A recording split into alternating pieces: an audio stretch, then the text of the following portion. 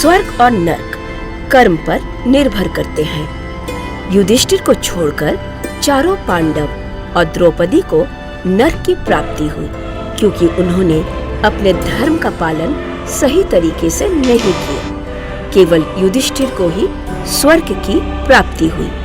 कौरवों को स्वर्ग की प्राप्ति इसलिए हुई क्योंकि वो सभी युद्ध में लड़ते हुए वीर गति को प्राप्त हुई। जय महाभारत की शुरुआत होने ही वाली थी।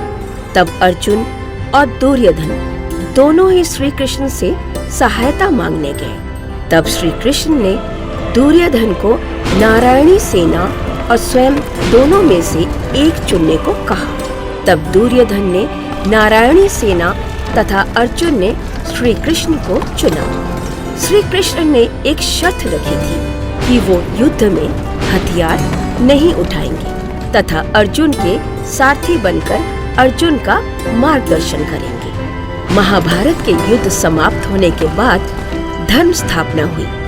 पांडवों ने 36 साल तक कार्यभार संभाला। इसके पश्चात परीक्षित, जो अभिमन्यु के पुत्र थे, उन्होंने राजपाट संभालकर स्वर्ग की खोज में वानप्रस्थ जाने का निर्णय किया। पांडव मेरु पर्वत पर चले गए, जिससे स्वर्ग की सीढ़ी भी कहा जाता था। जब पांडव स्वर्ग प्राप्ति के लिए जा रहे थे तो एक कुत्ता भी साथ हो गया था। 5 पांडव, द्रौपदी और कुत्तों को मिलाकर 5 जने हो गए थे।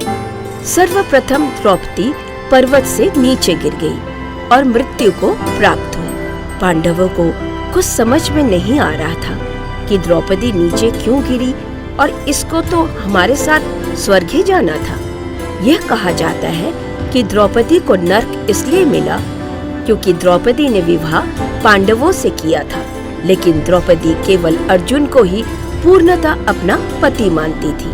और जब द्रौपदी को पता चला कि कर्ण भी कुंती की संतान है, तो द्रौपदी के मन में कर्ण के प्रति प्रेम भाव आने लगा। वो सब द्रौपदी के धर्म का हिस्सा नहीं था, इसीलिए द्रौपदी को नर्क मिला।